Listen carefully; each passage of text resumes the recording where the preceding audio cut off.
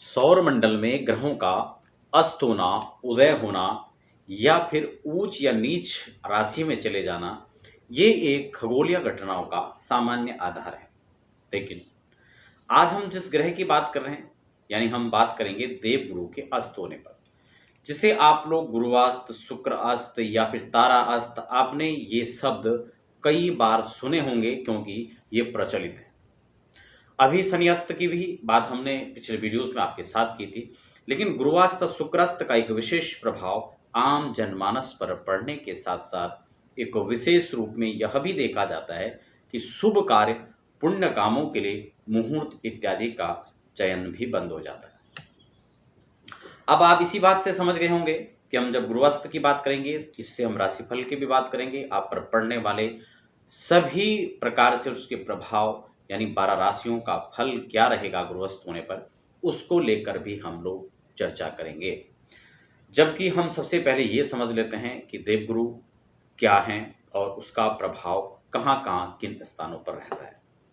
हम चर्चा को बृहद रूप से आगे बढ़ाएं। अगर आप इसकी संपूर्ण जानकारी को श्रवण करना चाहते हैं तो आप हमारे पास साथ में वीडियो पर बने रहें, और अगर आप इसकी संपूर्ण चर्चा को न समझने और न सुनने का प्रयास करके सीधा अपने व्यक्तिगत राशिफल की ओर चलते हैं तो आप थोड़ा वीडियो को स्किप करके आगे अपने राशिफल की ओर चल सकते हैं। लेकिन संपूर्ण रूप से आप इसको इस प्रकार समझने का प्रयास कर सकते हैं। नए दर्शक हैं तो चैनल को सब्सक्राइब भी कर सकते हैं ताकि समय समय पर आपको अध्यात्म और ज्योतिष से रिलेटेड चर्चाएं तमाम समय समय पर प्राप्त होती रहें।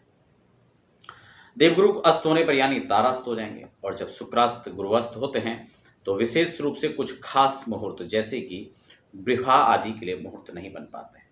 गृह प्रवेश, नूतन गृह प्रवेश आदि करना हो तो ऐसे में ऐसी स्थिति पर उसके लिए शुभ मुहूर्त नहीं बन पाते हैं। वैसे समय समय पर मैं मुहूर्तों की भी विस्तृत रूप से आपके साथ चर्चा करता रहता हूँ। अब जब यहाँ पर गुरुवस्त होंगे, गुरु के पास कौन कौन से कारक होते हैं, उन किन किन भावों को प्रभावित करते हैं, किन किन चीजों पर उनका होल्ड होता है, उसको हम थोड़ा सा यहाँ पर समझ लेते हैं। देखिए, जब भी बृहस्पति की बात आती है तो बृहस्पति से हम लोग समझ लेते हैं कि दाम्पत्य जीवन, विवाह शुक्र के पास भी होल्ड होता है, लेकिन देवगुरु बृहस्पति ज्ञान की प्रदाता है। इसी के साथ जब बात विवाह की आती है, क्योंकि तमाम प्रकार से जब लोग अपने विवाह के बारे में जानना चाहते हैं, विवाह कैसे होगा, कब होगा, रिश्ता कैसे मिलेगा, कहाँ मिलेगा, तो इन सब तमाम चीज़ों को देखने के लिए भी हम देवगुरु का विचार करते हैं। आप समझ रहे होंगे कि जब हम देवगुरु की बात करेंगे तो उसमें व्यापार भी आएगा, वैवाहिक जीवन भी आएगा, आपके उसमें खासकर जितने भी लोग कंसल्टेंसी से संबंधित वर्क करते हैं, किसी को सलाहकार के रूप में सलाह देते हैं, ऐसे लोगों को भी गुरु के कारकत्व में रहकर काम करने का सौभाग्य प्राप्त होता है। खासकर बात ज्योतिर्विदों की जाए, बात आध्यात्मिक वक्ताओं की जाए, या फिर ट्यूशन पॉइंट जिनके हैं, जो लोग पढ़ाते हैं, कहीं ना कहीं कोचिंग सेंटर जिनके हैं, उनका भी सारा कार्य क्षेत्र इसी रूप में आता है। जुडिशरी से जुड़ा हुआ वर्क, जबकि शनि मंगल आदि के क्षेत्र में होते होते भी देवगुरु बृहस्पति के पास भी उनका कारकत्व होता है। अब हम समझ लेंगे कि इस विषय में हम सबसे पहले गुरुवस्त की यहाँ पर जो तारीख और समय रहेगा उसको हम लोग थोड़ा सा समझ लेते हैं, उसके बाद हम राशिफल पर चर्चा करेंगे। देवगुरु के अस्त होने का समय रहेगा 31 दिन का लगभग ये समय है, और इसमें 24 फरवरी को पश्चिम में अस्त हो रहे हैं, और 8:50 का समय सुबह का रहेगा। आप समझ गए होंगे, प्रातःकालीन 8:50 पर यह अस्त होंगे और 24 फरवरी का दिन होगा। वहीं उदय होने के बाद 31 दिन के बाद जब उदय होंगे तो ये 26 मार्च को पूर्व में उदय होंगे, जबकि इनका समय शाम को 6:38 का रहेगा उदय होने का। यह दशाकाल, यह पीरियड आपके लिए किन किन चीज़ों को प्रभावित करेगा, हम यहाँ पर बात कर लेते हैं।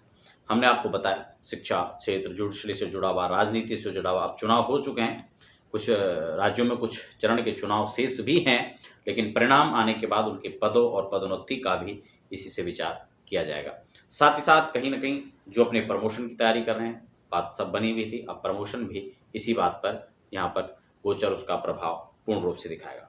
एक बात आपको और भी यहाँ पर समझ लेने की आवश्यकता है, गुरु खासकर गोचर की स्थिति में जब आते हैं, द्वितीय भाव, पंचम भाव, सप्तम एवं एकादश के अंदर शुभ फल की यहाँ पर जो है प्राप्ति कराते हैं। अब हम बात कर लेते हैं सबसे पहले इस क्रम में मेष राशि का। देखिए मेष राशि के लिए हम अगर देखें तो एकादश भाव के अंदर वह संचरण करेंगे, जबकि वह युति बनाकर यहाँ पर पंचमेश और भाग्येश की युति रहेगी। मेष राशि के लिए यह गोचर एकादश भाव के अंदर बहुत ही महत्वपूर्ण और खास है। मेष राशि के जातकों के लिए कहीं ना कहीं धनागम की स्थितियों को मजबूत होने के साथ साथ कुछ चीजें यहाँ पर ऐसी भी देखी जाएंगी, मानसिक अशांति का भी प्रकोप यहाँ पर कहीं ना कहीं रहेगा। और इससे संबंधित जो चीजें, खासकर विवाह में रुकावट, अड़चने, ये चीज, जबकि गोचर के अंदर एकादश में आकर वह अच्छा फल भी देते हैं, तब भी यहाँ पर अगर आप शुभ फल इसका लेना चाहेंगे तो आपको गोचर में चल रहे बृहस्पति या अगर अपने कुंडली के अंदर भी देवगुरु की स्थिति कहीं ना कहीं बहुत प्रबल नहीं है, तो ऐसी स्थिति में आपको कुछ उपायों की भी आवश्यकता होनी चाहिए। ऐसी स्थिति में आपको बहुत ज़्यादा प्रयास करने की आवश्यकता नहीं। कुंडली के अंदर भी बहुत ज़्यादा बृहस्पति की स्थिति अनुकूल नहीं है तो आप पुखराज धारण कर सकते हैं, वरना आप 1 महीने सवा महीने आप जो है अपने बाजू पर या गले में ताबीज के रूप में हल्दी की कोई गांठ आप बांध कर रखें। इससे आपको शुभ फल की प्राप्ति होगी। अशुभ प्रभाव जो बृहस्पति के हैं अस्त होने का, वह आपको उसका दोष नहीं लगेगा। वृषभ राशि के जातकों के लिए दशम भाव के अंदर संचरण करेंगे, जबकि चतुर्थेश और अष्टमेश और एकादशेश बनकर वह चौथे ये जो है आपके दशम भाव के अंदर विराजित रहेंगे। देखिए यहाँ पर सूर्य भी साथ में रहेंगे। आप ये माने कि सूर्य वैसे तो दशम में कारक भी माने जाते हैं, आत्मा के कारक हैं, पिता के कारक हैं, और ऑलरेडी उसी घर में विराजित रहेंगे, लेकिन फिर भी वृषभ राशि के जातकों को उसका उतना अच्छा लाभ यहाँ पर मिलने की संभावना नहीं बन रही है। जबकि एकादशेश बनकर दशम भाव के अंदर है, धन के मामले में अनुकूलताएं लगभग सामान्य बनी रहेंगी। बात हम तृतीय राशि यदि मिथुन की कर देते तो आपके नवम भाव में यह स्थिति बनी रहेगी। और जबकि तृतीय, सप्तमेश और दशमेश की युति, समझ रहे हैं क्योंकि सप्तमेश और दशमेश तो यहाँ पर रहेंगे, लेकिन साथ साथ में प्राक्रमेश भी रहेंगे। यहाँ पर बहुत ज़्यादा अच्छा भी नहीं कहा जा सकता, बहुत ज़्यादा बुरा भी नहीं कहा जा सकता। हाँ, ये जरूर है कि आपकी मेहनत बढ़ेगी और मेहनत के अनुसार आपको अनुकूल फल की प्राप्ति होने में थोड़ा सा आपको असंतोष रहेगा, यानी मेहनत ज़्यादा रहेगी और उसका प्रतिफल लौटकर जो आने वाला है वो सामान्य रहेगा। अब हम बात कर्क राशि की कर लेते हैं। तो कर्क राशि के लिए यह गोचर काल अष्टम भाव पर होने वाला है। बहुत ज़्यादा यहाँ पर कर्क राशि के लिए बहुत ज़्यादा अनुकूल नहीं कहा जा सकता है। कहीं ना कहीं अष्टम में होने के कारण से स्वास्थ्य संबंधित जो समस्या हैं वो आपके साथ यहाँ पर आ सकती हैं। देवगुरु अस्त हैं, कहीं ना कहीं जठराग्नि की प्रॉब्लम हो सकती है, लीवर में इन्फेक्शन हो सकता है, तो उन लोगों को थोड़ा सा ध्यान रखना चाहिए। शुगर, ब्लड प्रेशर की जिनकी समस्या हैं उनको समस्याएं यहाँ पर बढ़ सकती हैं, उनको उस चीज़ का भी ध्यान रखना चाहिए।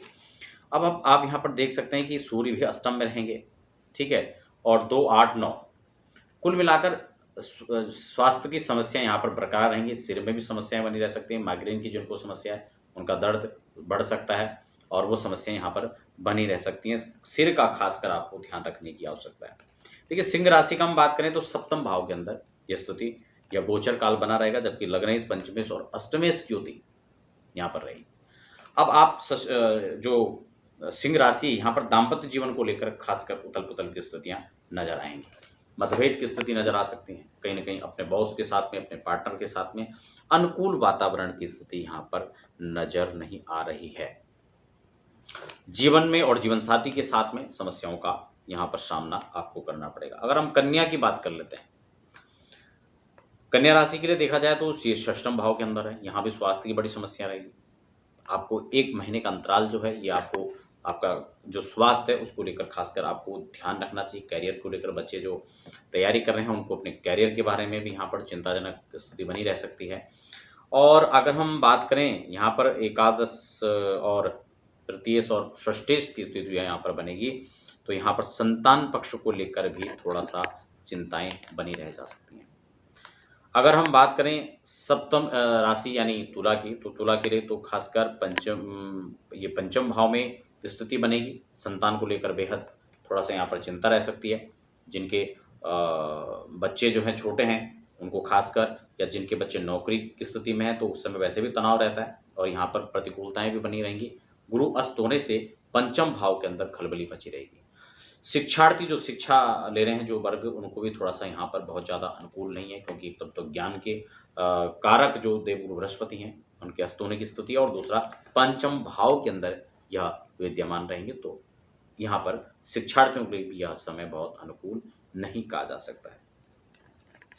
अगर हम वृश्चिक राशि की बात करें तो धन भाव, ये चतुर्थ भाव के अंदर स्थिति रहेगी इनका अस्त होने का, जबकि यहाँ धन संतान को लेकर के आप ये मान कर चलें कि चिंताएं रहेंगी, सुख संसाधनों से जुड़ी हुई चिंताएं बढ़ सकती हैं, प्रयास भरपूर रहेगा उस चीज़ के लिए, लेकिन उनके आगम की स्थिति को जो है बहुत अनुकूलताएं नहीं मिल रही है, बहुत रफ्तार जो है यहाँ पर नहीं कहा जा सकता है।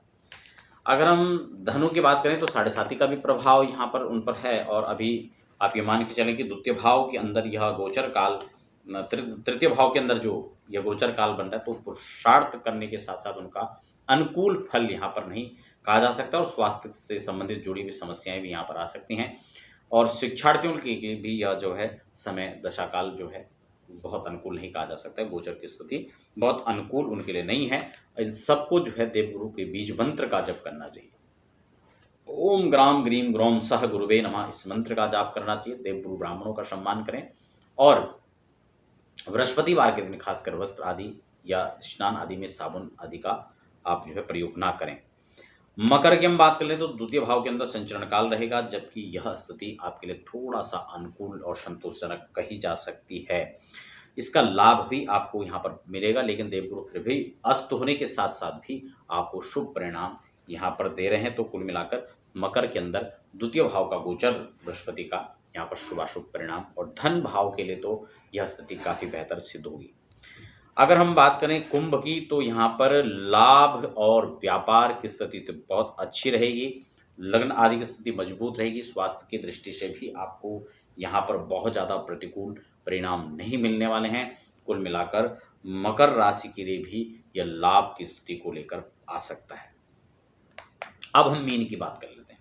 मीन के लिए देखिए द्वादश भाव के अंदर संचरण रहेगा, स्वास्थ्य की इनके साथ समस्याएं बनी रह सकती हैं, कहीं ना कहीं मानसिक अशांति भी यहाँ पर बना रह सकता है। खर्च का भाव है, खर्च की स्थिति है, तो खर्च व्यय यहाँ पर निश्चित रूप से बढ़ेगा, खर्च यहाँ पर बढ़ता हुआ नजर आएगा। और एक चीज और भी है, जिनको पहले से पीलिया की समस्या है, या क्योंकि मौसम भी बदल रहा है, एक तरफ धीरे धीरे सर्दी खत्म हो रही है तो गर्मी भी आ रही है, गोचर का प्रभाव भी रहेगा। लीवर में इन्फेक्शन होने की समस्याएं रहती है, और खासकर पीलिया जिन लोगों को होता है वो लीवर की समस्या से ही होता है, गर्मी की समस्या से होती है, तो उनको यहाँ पर ध्यान रखने की आवश्यकता है। जिनको शुगर की समस्याएं, ब्लड प्रेशर की समस्याएं, उनको भी अपने स्वास्थ्य में खास यहाँ पर ध्यान रखने की आवश्यकता है। नियमित रूप से योग, एक्सरसाइज और प्राणायाम को भी अपने जीवन का हिस्सा बनाएं, ताकि आपको स्वास्थ्य जनित समस्याओं से दूर रहना पड़े। और देवगुरु के बीज मंत्र का अधिक से अधिक आपको जप करना चाहिए। भगवान विष्णु की पूजा आप करें, गणपति स्तोत्र का पाठ जप आप उसको करें, उसका लाभ आप ले सकते हैं। अब जो है देवगुरु के अस्त होने के साथ साथ आपको उदय होने का इंतजार रहेगा, जिसमें देव, मांगलिक कार्य, इन सब चीज़ों के लिए अच्छा रहेगा। लेकिन एक चीज़ और भी यहाँ पर बता दूं कि शुभ कार्य, पुण्य कार्यों के साथ साथ धर्म आदि कार्यों के लिए देवगुरु अस्त होना कोई यहाँ पर विशेष प्रभाव नहीं रखता है, क्योंकि अगर आप ऐसे समय में धार्मिक और पुण्य अर्जन के लिए कोई प्रयास करते हैं, कुछ पूजा पाठ, दान आदि करते हैं, तो उसका प्रभाव आपको यहाँ पर सकारात्मक परिणाम प्राप्त होंगे। तो आशा करता हूँ कि आपको वीडियो में संतोषजनक जानकारी की छोटी सी वीडियो प्राप्त हुआ होगा। आप बने रहें, और ऐसे ही तमाम वीडियोस को देखने के लिए आप हमारे चैनल को सब्सक्राइब कर लीजिए। आप बने रहें। फिलहाल हमें दीजिए इजाजत। धन्यवाद।